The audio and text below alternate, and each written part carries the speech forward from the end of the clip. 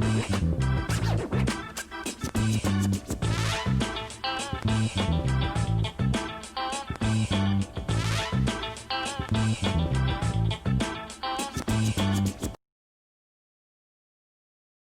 I'm Carson Lemaster. I'm the librarian at Robot American School.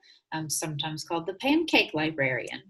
I'm here today for your Core Collaborative, the Core Contributes Lunch and Learn. And I want to talk to you about how to, don't be a pirate. We're going to use common sense with copyright. So first, a joke and a disclaimer. How do pirates prefer to communicate? Eye to eye. Just a little dad joke there for you. So unfortunately, we're not able to communicate eye to eye right now or face to face with our students, which is really sad, but it's leading to this whole new world of creating digital content and using resources online that might not have been happening before. But how do we make sure that we're using those resources wisely, safely, and in accordance with copyright law? I am not an expert on copyright law. I am not a lawyer. I am just a librarian with some opinions. So I'm here to share with you guys about what I think we can do to be a little bit better with protecting people's copyrighted works. So, oh, the horror. So there are a couple of things that I've seen happening. First, there's this thing called the National Emergency Library. This is, it was really exciting when I first saw this. I was like, oh, great, that's awesome. It's a place for people to go and be able to read some books. You know, lots of people were sharing free resources legitimately. And so I thought this was maybe one of them. So I wanted to look into it because it seemed too good to be true. And I looked and I looked up one of my favorite authors, Marcus Sedgwick, and wanted to recommend my mom to read some of his books, but she was looking for a way to read them. So I found his book, at least a few of his books on there. And when I looked at one of them, there was clearly like a price sticker on the front of this supposedly digital resource. And so I could tell that someone had just scanned a copy that they had bought in a store and then shared it with thousands and thousands of people. That is horrible to especially the author. And we get an author's perspective here. Also, I saw this on Twitter. So just discovered an educator read The Peculiar Incident on Shady Street aloud, chapter by chapter, and put it up on YouTube. There are hundreds and hundreds of views. As much as I love enthusiasm about my books, this is not good. And a sad face. Because of course, she wants people to purchase her book so that she gets compensated for the hard work she's done to write this book.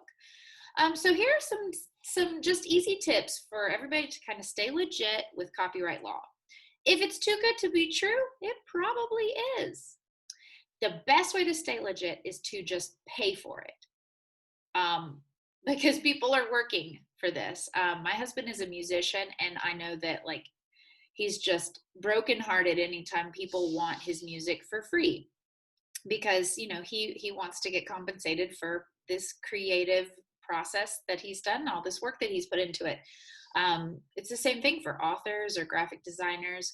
It's just best to go ahead and support them and pay for what you are using. If you are going to read something or share it online, you need to get permission from the publisher. And usually they want you to share on a closed circuit or an unlisted channel. So if you go on their website, there's usually an easy form that you can fill out to ask for permission from the publisher. And most of the time they grant it for you as long as you're sharing it with just your community. Look for reliable and credible sources with free items. So if I see something from Scholastic that says all of these are free for you to use, I'm going to believe that those are free because I trust Scholastic. this national emergency library. I had no idea who this was coming from. Um, so that wasn't really a credible source for me. Um, Also, when you're using images, you can filter your image search if you go to tools, and you can filter it by the usage rights so that you are getting something that someone is fine with you using. But again, best way to get images is to just pay for them. So when can you use resources that are copyrighted for educational purposes? Because I know a lot of people say, "Oh, it's for education. You get to use it. You're using it for education, so you get to use it." And that's very confusing for some people, because then they think that they can read a book and post it online. But so there are 4 fair use factors that judges take into account when there is a lawsuit.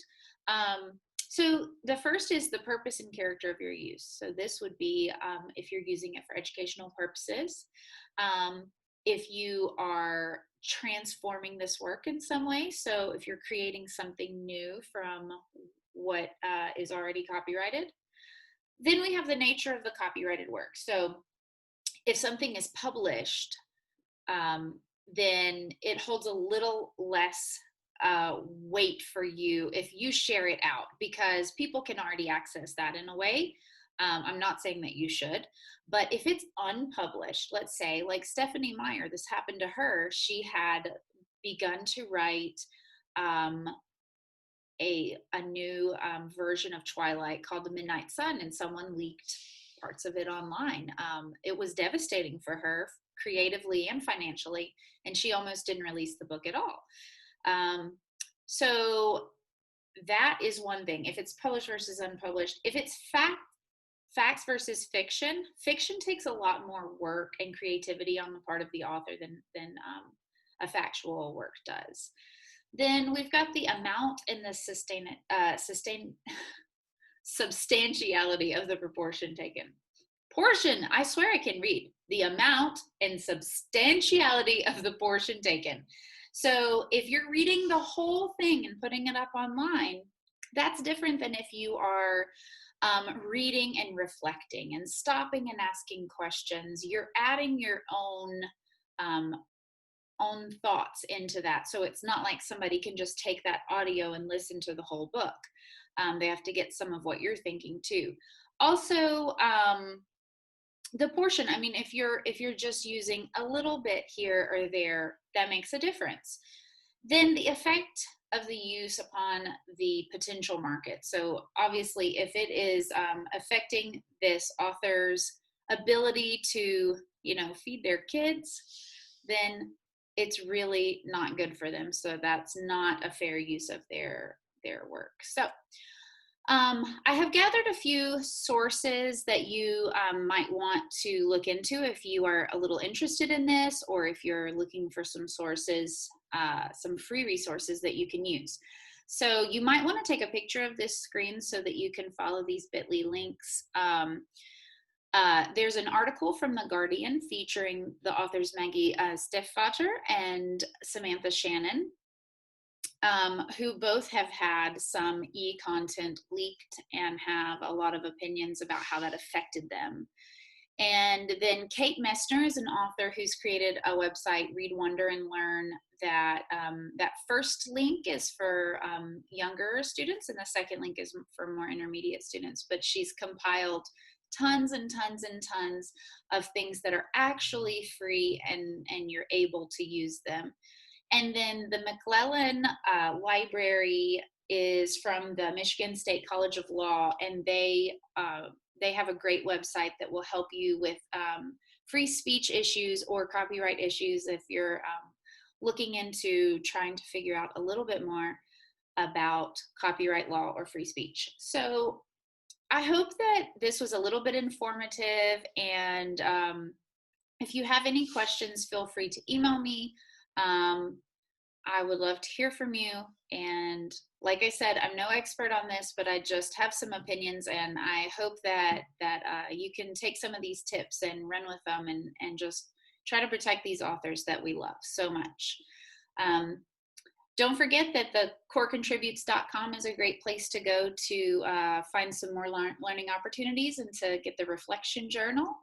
And don't forget to also join the TCC network. I hope you guys have a great lunch.